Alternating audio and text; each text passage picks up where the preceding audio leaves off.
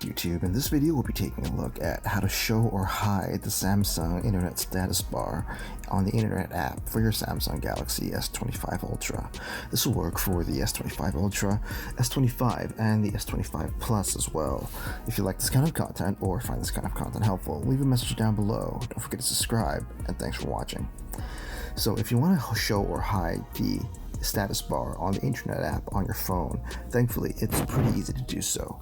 What you first want to do is actually open up the Samsung Internet app. When you have the Internet app opened up, you want to hit the menu button at the bottom right of the screen there. From there, you want to hit settings to jump into your settings. Once you're in your settings, you want to scroll down and you want to look for layout and menus, and then from there what you want to do is hit layout and menus. From there, you can show or hide the status bar with the toggle switch to show or hide the status bar. And there you have it, everyone. Just a quick tip on how to show or hide the status bar on the Samsung Galaxy S25 series of phones.